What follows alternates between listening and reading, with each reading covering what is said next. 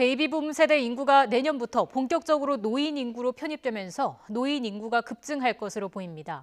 반대로 생산 인구는 급감하기 시작해 고용과 경제 성장에 큰 타격이 불가피할 전망입니다. 취재기자 연결합니다. 김현우 기자.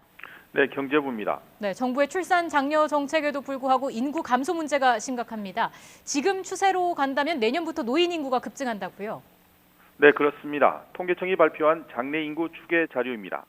통계청은 내년부터 오는 2029년까지 앞으로 10년 동안 65살 이상 노인 인구가 연평균 48만 명씩 늘어날 것으로 전망했습니다. 이처럼 노인 인구가 급증하는 것은 베이비붐 세대, 그러니까 1955년부터 63년생 세대가 노인층에 편입되기 때문입니다. 노인 인구 증가폭은 지난 2017년부터 올해까지 3년 동안 매년 31만 명 수준에 머물렀습니다. 하지만 베이비붐 세대가 노인 인구에 편입되는 내년에는 44만 명으로 올라가고 2024년에는 50만 명에 이를 것으로 예상됩니다. 올해 769만 명인 노인 인구는 내년에는 813만 명으로 증가하다 2025년 처음으로 1000만 명을 넘을 전망입니다.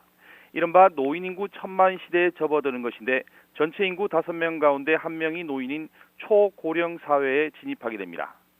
이처럼 노인 인구가 증가하면서 노인 복지를 비롯한 각종 지원 정책에 투입되는 재정도 빠르게 늘어날 전망입니다.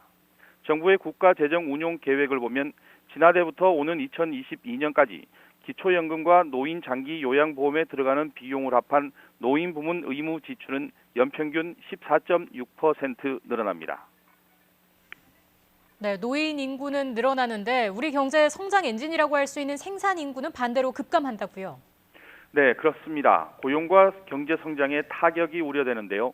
올해 5만 5천 명 감소에 그쳤던 생산 연령 인구가 내년부터 오는 2029년까지 연평균 33만 명가량 줄어들기 시작합니다.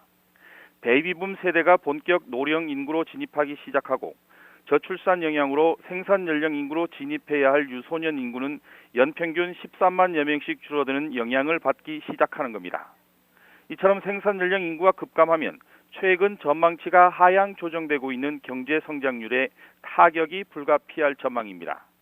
기획재정부 관계자는 생산 인구 감소는 당장 주된 고용 지표인 취업자 수 증가폭에 영향을 주고 소득 급감이 소비 감소로 이어져 경제 성장에 영향이 불가피할 것으로 내다봤습니다.